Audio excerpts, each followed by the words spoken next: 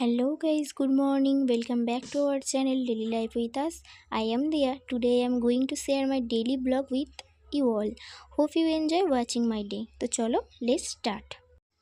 তো সকালটা স্টার্ট করলাম এই বেলফুলের একটা গাছ দিয়ে আর মায়ের সুন্দর এই হাতে গড়া এই বাগানটা দিয়ে। তো দেখো আমার মা কিন্তু এই সমস্ত গাছ নিজের হাতেই বসিয়েছে। দেখো এটা একটা ক্যাপসিকাম গাছ, 3টে ক্যাপসিকাম গাছ মা বসিয়েছে, তার মধ্যে ফুল হয়েছিল, আমি তোমাদের সাথে সেটাই শেয়ার করলাম। আর সকালবেলা ঘুম থেকে উঠে এরকম সবুজ সুন্দর বাগান দেখতে কার না ভালো লাগে বলো, তাই না?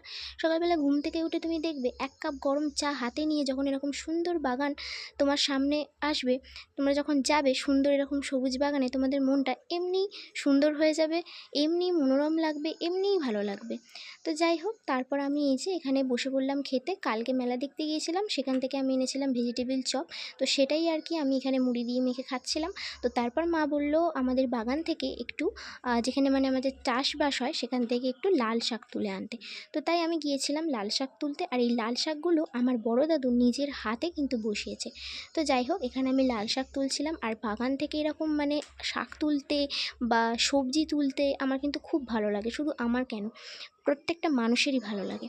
তো যাই হোক, এইখানে এই যে দেখতে পাচ্ছ আমি কটা লাল শাক তুলে নিয়েছিলাম। তো পরে কিন্তু আমি আবার মাঠে এসেছিলাম, কেননা আমি আরও কটা শাক তুলতে ভুলে গিয়েছিলাম। তো তারপরে আমার মায়ের সাথে কিন্তু আমি বাগানে গিয়েছিলাম।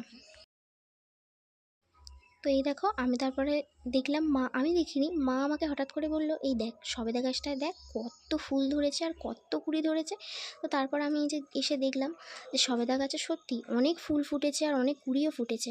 তো খুবই ভালো লাগছিল দেখতে।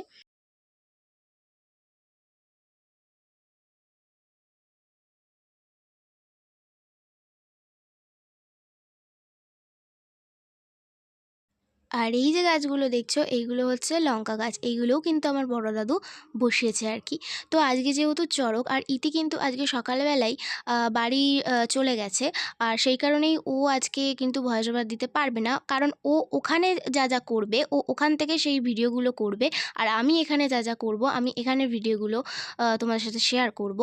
আর এটাই হচ্ছে একটা প্রবলেম, মানে বিগ প্রবলেম বলতে পারো, কারণ দুবার ধরে এডিট করতে হবে। তো আমি এখান থেকে যা যা করছি ভিডিও করে নেব, আর ও ওখান থেকে যা যা করছে ভিডিও করে নেব, যেহেতু আমরা আলাদা হয়ে গেছি। আর দেখো এখানে কুটুসের কীরকম কাণ্ড দেখো, কুটুস এখানে মানে গাছের ওপর উঠে বসে পড়েছে। তো দেখো এখানে আমি নববর্ষর স্পেশাল মা এখানে করেছিল চিকেন কষা, তো সেটাই আমি একটু মানে বসে খাচ্ছিলাম আর কি। আর এখানে এই দেখো মায়ের সমস্ত রান্না বান্না হয়ে গেছিলো তখন। আর এখানে মা করেছিল চিকেনের পাতলা ঝোল, যেহেতু মেলাতে এত উল্টোপাল্টা খাওয়া হচ্ছে সেহেতু মাকে আমি বলেছিলাম একদম পাতলা তুমি ঝোল করবে, কারণ শরীর আর মানে দিচ্ছিল না। তো যাই হোক, এখানে মা চিকেন করেছিল, এখানে করেছিল গিমের শাক আলু দিয়ে একটা চচ্চড়ি, আর করেছিল এখানে লাল শাক পেঁয়াজ দিয়ে ভেজেছিল, আর ভাত। আর সেরকম কিছু আমি মাকে করতে বারণ করে দিয়েছিলাম, কারণ বললামই যে উল্টোপাল্টা অনেক খাওয়া হয়ে গেছিলো, শরীরকেও তো একটু রেস্ট দিতে হবে, কি বলো, তাই না? তো যাই হোক, এই যে এই এঁচোড়টা দেখছো, এটা হচ্ছে প্রত্যেক বছর সন্ন্যাসীরা বাড়ি বাড়ি গিয়ে এঁচোড় সবার যখন আশীর্বাদ করতে আসে, একটা নিয়ম আছে। তো সকালবেলা যখন আশীর্বাদ করতে আসে প্রত্যেকটা বাড়ি বাড়িতে, তখন সবার গাছ থেকে যাদের যাদের এঁচোড় হয়েছে এঁচোড় পেড়ে নিয়ে গিয়ে এরকম একজনদের বাড়িতে মানে ঠিক করে দেওয়া আছে, তাদের বাড়িতে গিয়ে এরকম এঁচোড় রান্না করে।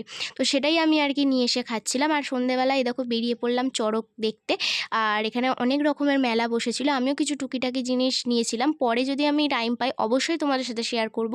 আর এখানে এই দেখো চড়ক প্রায় স্টার্ট হয়ে গেছিলো, এখানে সমস্ত প্রস্তুতি চলছিল, প্রস্তুতি পর্ব প্রায় শুরুই হয়ে গিয়েছিল। আর আমি এখানে এই যে দাঁড়িয়ে সবাই মিলে দাঁড়িয়ে এখানে দেখছিলাম, খুব সুন্দর লাগছিল। আর ইতি কিন্তু এগুলো সব কিছু মিস করলো, আমি অনেকবার বলেছিলাম ওকে থাকার কথা, কিন্তু ওর বাড়িতেও তো পুজো, তো সেই কারণে ও চলে গিয়েছিল। আর এই দেখো তোমরাও কি এর আগে কখনো চড়ক দেখেছো কি না আমাকে কিন্তু কমেন্ট করে জানিও। আর যারা যারা দেখো না, সবার তো আর দেখা হয়ে ওঠে না, তো যারা যারা দেখোনি এখনও পর্যন্ত এই ভিডিওটা তাদের জন্য। তো এই ভিডিওটা সকলের জন্যই, বাট যারা দেখোনি তারা কিন্তু দেখে নিও। এই রকমভাবেই কিন্তু চড়ক হয়, আর কাদের পাড়ায় কীরকমভাবে চড়ক হয় আমাকে কিন্তু অবশ্যই কমেন্ট করে জানিও। তো চলো আমি এখানেই ভিডিওটা শেষ করছি, দেখা হচ্ছে নেক্সট ভিডিওতে।